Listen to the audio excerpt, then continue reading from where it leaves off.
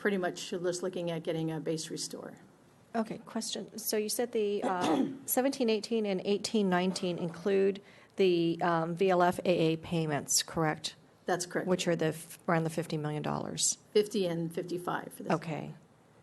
So then I'm wondering why in the outer years we're still jumping up so dramatically. We still have in there one-time expenses. We have a combination of revenue declines going in. So there's a lot of different factors that are in those numbers beyond the VLFA in the first 2 years. You're right. It's a large gap. That would be the revenue, primarily the net county costs not increasing beyond, here it goes up to 2%, and the property tax revenue, if it were to be as low as we're projecting, very conservative, and then not using other resources. We used in this year, and we know we have an ongoing revenue from the TEETR program of $6 million, just as an example. Mm-hmm.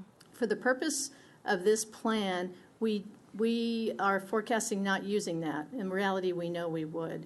But that breakdown of that restore is primarily related to salary and benefits and ongoing costs of doing business with the agency. So okay, we are seeing a large gap. Because what I'm looking at is when you have the VLF AA paid off by 18-19, my gosh, if we had to add that in for those outlying years, we'd be going in 19-20. We would be up at $160-some million. And so that's just to me it's a huge difference.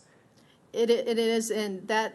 Again, it is, and it's alarming, and we know if we were to look in these extremely conservative revenue projections were to occur and expenses going up, we would have a situation like that, but we anticipate being able to make monitoring it, bringing expenses down more level, and also maximizing other revenue sources.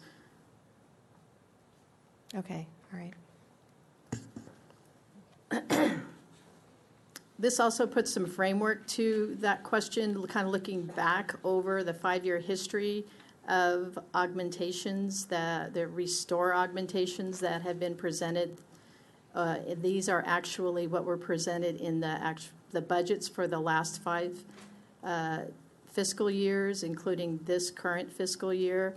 Again, as I indicated earlier, public protection, that's the tall or the blue bar there in each of the year's graphs is the area where we see the largest use of general fund and the largest need for restorations. The restorations that we've provided in other program areas are get lower each year, and as we look in the 5 years of the plan, they're growing at a much slower pace. We see the public protection, restoration, and that's where you see the bulk of that number that you saw in the augmentation bar graph. It's primarily in the area of public protection, and this is assuming an extremely low, like 1%. It's a 0, 1%, 1.5%, 2% growth in Prop 172. When we build the actual fiscal year budget, we'll have refined that number, and indications are for this year we're actually looking better than what we had even assumed when we presented to the board at the first quarter with regard to that worst case, best case scenario.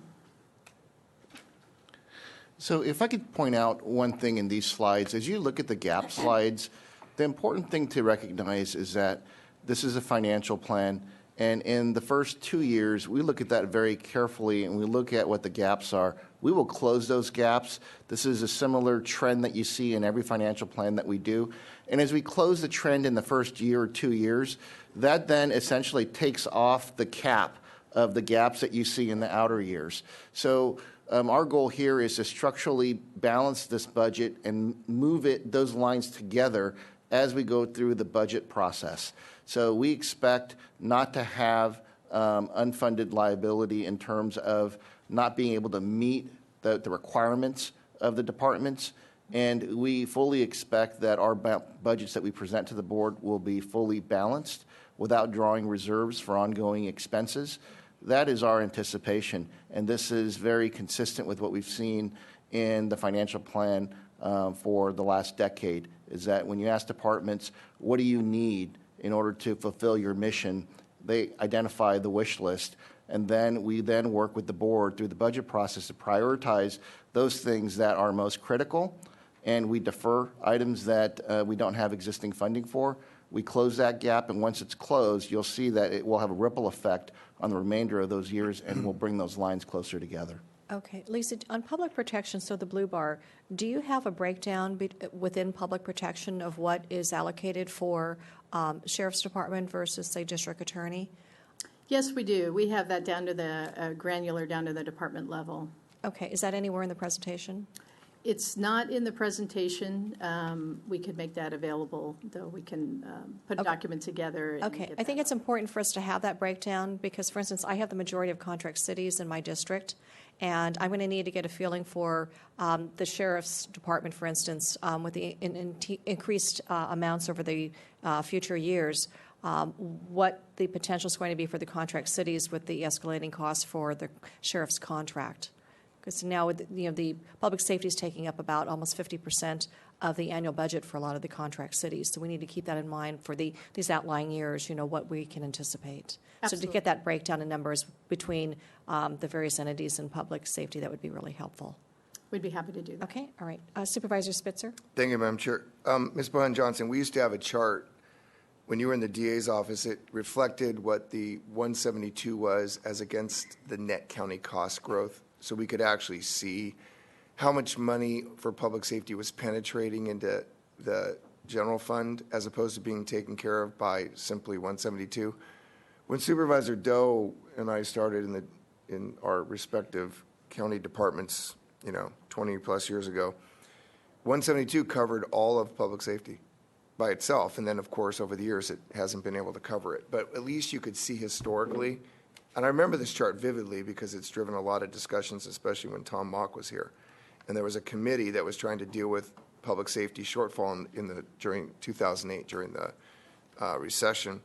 So I think we need to see that in addition to what Supervisor or Chair Bartlett is talking about in terms of by department. What is the explanation for these bars going, over 5 years, you're going from 49 mil in restoration for public safety to 130. What's the general, is it salaries? Is it programs? What is it? I mean, that's a huge jump in 5 years. So Michelle Aguirre, Chief Financial Officer. Like Lisa commented, it's a combination of things. It's primarily the salary and employee benefits, but keep in mind that, like on the services and supplies side, where we're using that CPI factor, so you're going to see growth in that area that may never come to fruition, right? It's just a forecasting tool. On salaries and employee benefits, one of the things that we did not mention yet today is the forecast that we use related to retirement. So we chose to take a very conservative approach on the retirement rates. You saw the jump, right, from what was in last year's plan. It was at 62 to 67. I think it went up to 68 to 81. What we did is because remember, everything's based on a moment in time. So based on the information that we had at the time that we had to incorporate the rates into our salary and benefit forecast system, the rate of return at OCERS was low. It was not reaching the assumed rate of return of 7.25%. Year to date now, it's 6.9%. But what we used in the plan is we assumed a 0% in the first year. So if you assume a 0% in the first year to test it, and then we use the 7.25%, the assumed rate of return for the rest of the years, that's going to have that impact on your plan. So that's part of it. And then we also, while we have the salary increases that have been approved, they're within the MOUs, we added on a 2% for those years where we don't have existing MOU in place or approved yet. We used 2%. In last year's plan, we used 1%. So you see a jump, especially in salary and employee benefits, for those two factors. The variance between the 1% that we used last year for a salary increase and the 2% that we are using this year, and then the change in the assumption that we use for the retirement rates. So that's what's creating that large jump there. And on the retirement, I think when we look at the numbers, the increase from last year was about $100 million. So it's a combination of things. But as Frank mentioned, again, when we get to budget time, we balance the budget. We apply the use of the one-time monies that are available to us and update our revenue projections for what our reality is at that time. And then also we're budgeting on the expense side, not maybe all of the, don't want to say nice to haves, but based on actual expenditure needs at that time. My only question